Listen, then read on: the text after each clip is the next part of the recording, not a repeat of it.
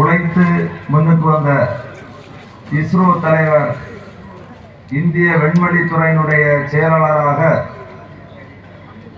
பொறுப்பேற்றிருக்கின்ற மதிப்பிற்கும் மரியாதைக்கும் உரிய விஞ்ஞானி டாக்டர் நாராயணன் அவர்களுடைய பாராட்டு விழாவில் கலந்து கொள்வதிலே நான் மகிழ்ச்சி அடைகிறேன். இந்த நிகழ்ச்சியில் கலந்து கொண்டு சிறப்பித்துக் கொண்டிருக்கின்ற நம்முடைய மாவட்டத்தினுடைய ஆட்சியர் அவர்கள் இன்றைக்கு பம்பரமாக சுழந்து பணிகளை செய்து கொண்டிருக்கின்ற மதிப்பிற்குரிய மாவட்ட ஆட்சித்தலைவர் அழகுமீனா அவர்களே, அதே போல் இந்த நிகழ்ச்சியில் இங்கே கலந்து கொண்டு சிறப்பித்துக் கொண்டிருக்கின்ற மாவட்ட காவல்துறையினுடைய கண்காணிப்பாளர் உயர் திரு ஸ்டாலின் அவர்களே, எனக்கு முன்னால் இங்கே வாழ்த்தி பேசி அமர்ந்திருக்கின்ற முன்னாள் அமைச்சர் மதிப்பிற்குரிய சுரேஷ்ராஜன் அவர்களே, நாகர்கோவில் மாநகராட்சியினுடைய தந்தை வழக்கறிஞர் மகேஷ் அவர்களே, மதிப்பிற்கும் மரியாதைக்கும் உரிய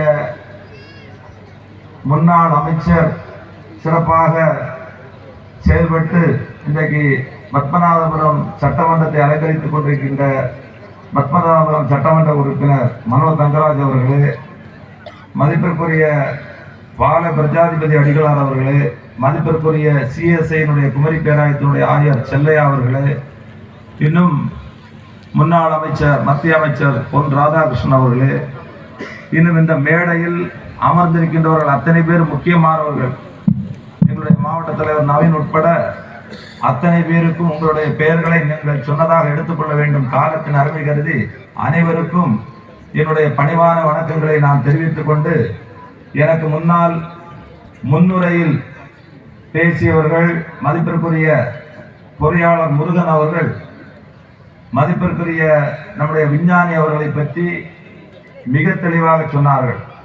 அவர்கள் விடாமுயற்சியை மேற்கொண்டவர்கள், உழைப்பால் முன்னுக்கு வந்தவர்கள், அதுவும் உழைப்பில் அவர் எப்படிப்பட்ட பணிகளை எல்லாம் செய்தார்கள் என்பதை பற்றியெல்லாம் மிக தெளிவாக சொன்னார்கள். ஆகவே என்னை பொறுத்தவரையில் அவரை வாழ்த்துவதற்கு மட்டுமல்ல, அவர்களை வணங்கி வாழ்த்துவதற்கு வயதில்லை.